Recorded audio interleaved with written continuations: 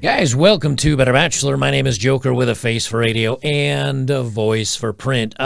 Normally, this is a segment I would do in my news segments that I do over on my betterbachelor.locals.com. But because it has to do with a men's channel and a gentleman that used to run a men's channel here on YouTube, I thought I would cover it here because it's an interesting and somewhat frightening story, really.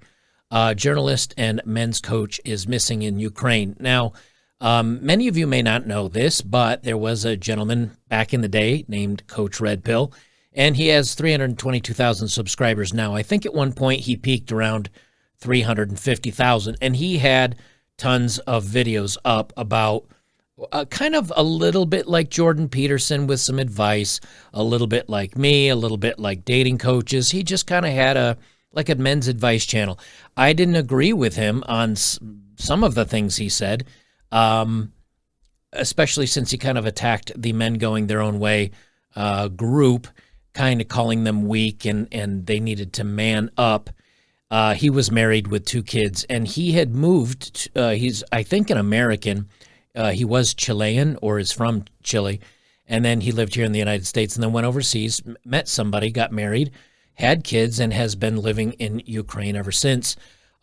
So anyway, he got kind of, YouTube, when they got caught up with getting rid of men's channels, he was one of them that they got rid of. And so he removed all his videos here, and he started a new page where he talks about politics, and he talked about photography and some of his passions.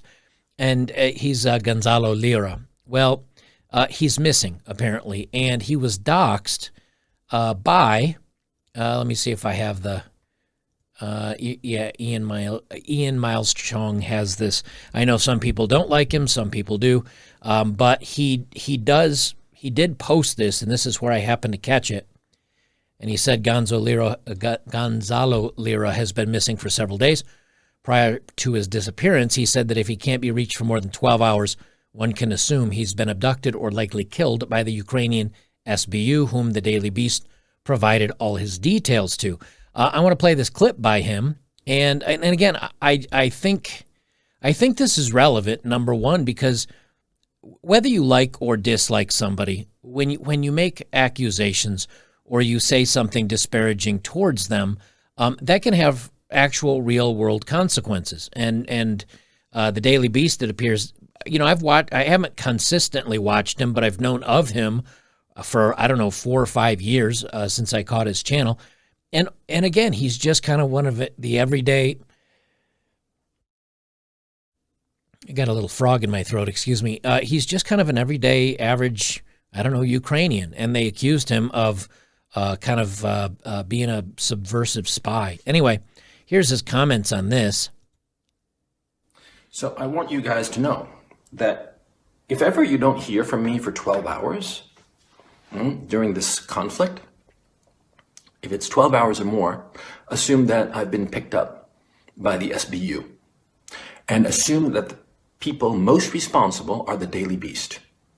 The Daily Beast, who deliberately lied about me, claiming that I'm not in Kharkov, admitted to the fact that people are looking for me and want to get a hold of me in the very hit piece that they wrote, and that they contacted the Ukrainian government to make them aware that I'm in Kharkov, make them aware of my significance, make them aware so they can send some SBU goons to get me.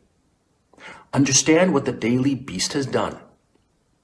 And when I said, in the title of this, that the Daily Beast wants to kill me, I'm not being hyperbolic. So, and they have an article here from USA News, and there are various ones, but this one kind of seemed relatively neutral.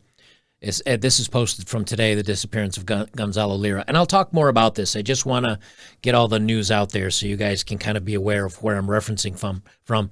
They say the sudden disappearance of Chilean-American pundit Gonzalo Lira in Ukraine is now making global headlines. However, despite the volume of media coverage and pleas for his information on his whereabouts, investigators have been unable to locate any hard information about his status.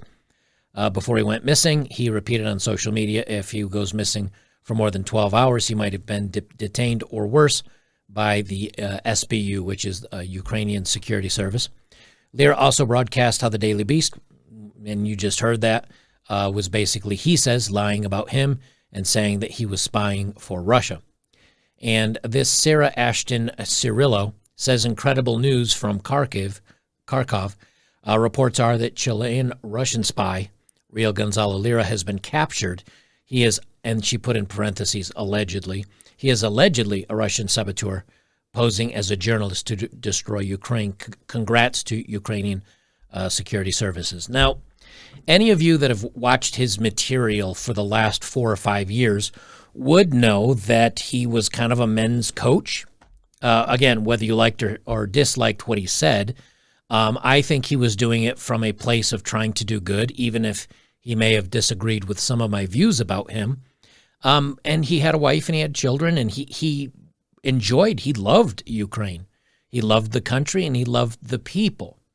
However, with current events going on, he did have some critiquing of the Ukrainian government, and apparently some people didn't take too kindly to that and decided to call him out, being the Daily Beast being one of them. And I'm not going to drill way down, but you can see here from Max Blumenthal, he posted, if at Real Gonzalo Lira has indeed been disappeared by Ukraine's SBU, he joins a long list of dissidents, leftist human rights activists, and local officials kidnapped or other bad things happen to, and he says, by Zelensky's squads and with Kiev's open support. Now, I do not know enough about, because I think you have to follow the news very closely and very carefully to fully understand what's going on. I don't like what Russia's done, the Russian government, but that doesn't mean that Russian people are bad. Because if you think that way, then American people are bad based on all the things our government has done, and they've done a lot of things that are pretty cruel, suspicious, and stupid. So I don't blame any of the people involved in this.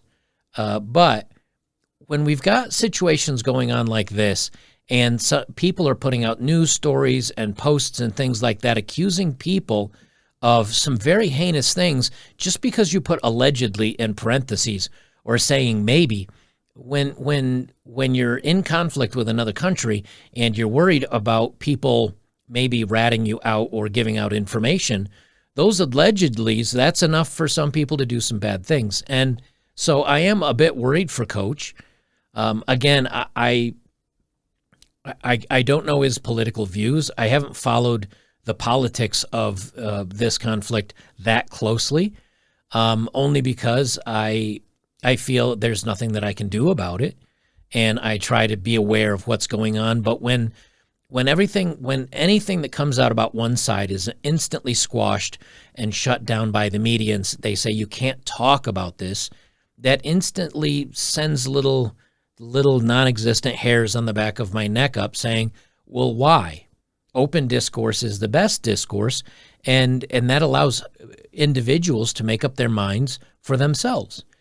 And this just seems like a situation where, again, I don't know exactly what Coach was saying, but I do know I've watched him for several years and enjoyed his content to some degree. Again, I've disagreed with a lot of it. But as a personality and a human being, I think he was coming from a good place. And so I wanted to bring this up just so that you guys knew what was going on with Coach if you enjoyed his content, and that, you know, the words have consequences. And I'm not saying that to be disparaging of Coach to say that, but that when we get into conflicts, when we get into heated debates, when we get into potential whether it's hot or cold conflicts, this is the type of thing that can happen. And so for those of you that do say, well, I'd stand up and I'd do X, Y, Z, or I'd say something, or I'd be the first to lead the charge, here's a guy that was one of the ones that was the first to at least try to put his thoughts out online, and the establishment didn't like it, and the Daily Beast wrote an article about it, and that may have ended him. and I will keep you guys posted. I may not do another YouTube video about it, but I'll put something over on Locals as I track the story. And it makes me sad that this is where we are when it comes to the media and people speaking their minds and journalists. But this is, I guess, to be expected when you get in situations like this. I don't have any dating profiles or anything happy and unlifting at the end of this one. But here's another journalist trying to get at least his truth out, and that may have been the end of him. So keep that in mind when and if we do get to more conflicts when it comes to this stuff. Understand that if you do stick your neck out, you may be trying to be brave or bold or speak your mind or speak the truth as you see it. But that also may mean that you get your head lopped off, both figuratively and literally.